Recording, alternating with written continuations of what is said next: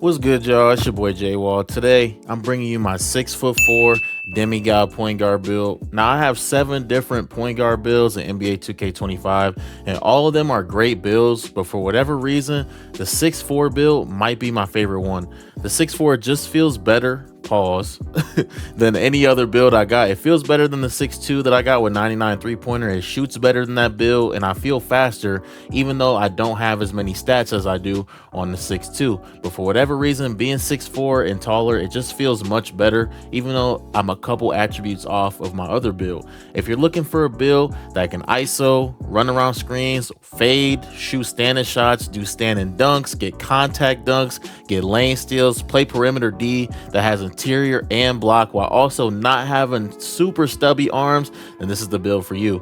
This build can play 1s, 2s, 3s, and stick around because I'm going to be breaking down the build and why I think this is becoming the meta guard height as the seasons go on and we get more cap breakers. If you guys are new, don't forget to hit that sub button, hit that like button, and turn on post notifications. Now let's get into it. This is my 6'4" demigod.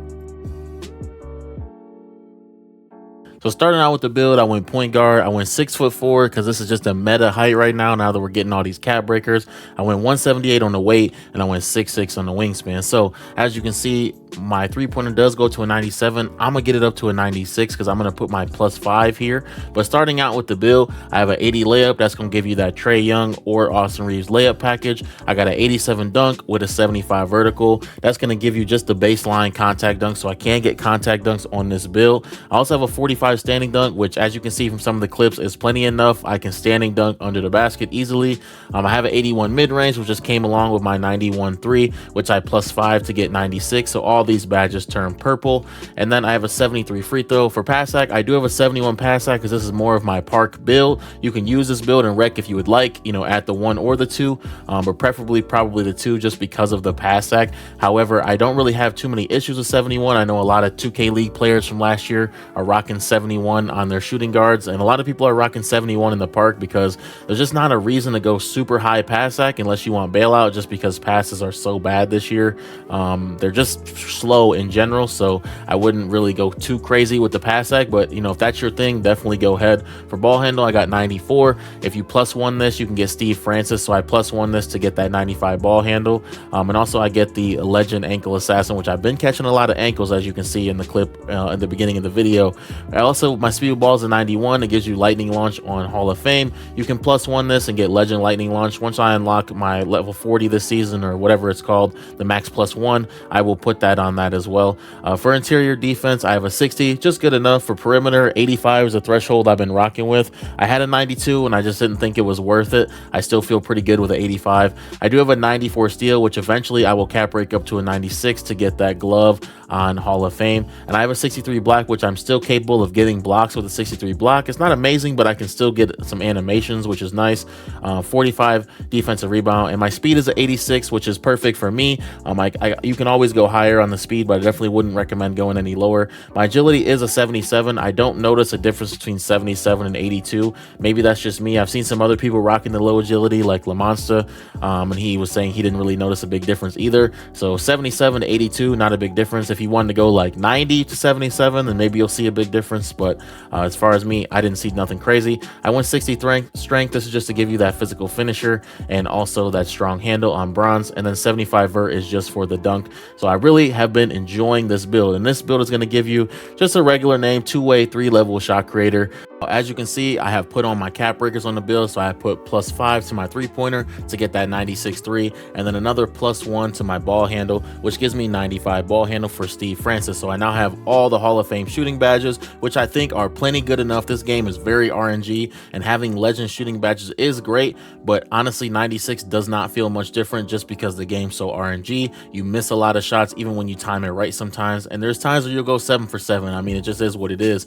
For ball handle, I went +1 on that to get 95 for Steve Francis signature size up, the best signature size up in the game. If you're not using that signature size up, definitely try it out. There's some other ones like Jordan Poole and De'Aaron Fox that are good, but other than that, I don't think there's anything else worth using other than Steve Francis at the moment.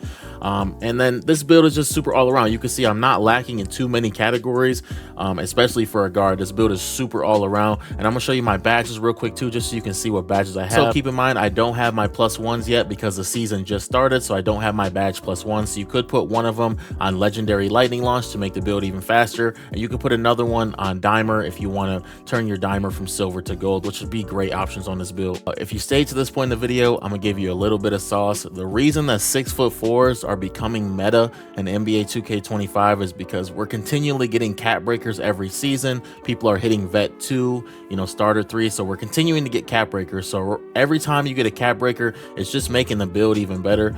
But so you have the tallest build in the game at 6'4", which can get Darius Garland dribble style at this height, while also having a 91 ball control that can still get you that legendary lightning launch if you +1 it. And you keep adding attributes to this, so at this point this build is becoming to the point where you're almost able to get 99 in 3 categories, and once it reaches that point, it's going to be 1000% the best build in the game. But for right now, it is definitely up there due to the height, kind of like last year how 6'6" just shot over people. That's how I feel on this 6'4". Like, I don't really get contested too much on this build, and you just shoot over people way more than you do with a 6'4", and it's definitely noticeable at guard. And so as the seasons go on, it's gonna get spooky out here, man. People are gonna have 6'4s that almost have 99 in 3 categories, or maybe do, while also still having dunk. So it's definitely getting spooky out here. So I definitely would keep in mind that as the seasons go on, I definitely would invest in making a 6'4" build over some of these 5'9s and 6'2 that other people are posting, because your build's just gonna keep getting better as the seasons go on. While you're taller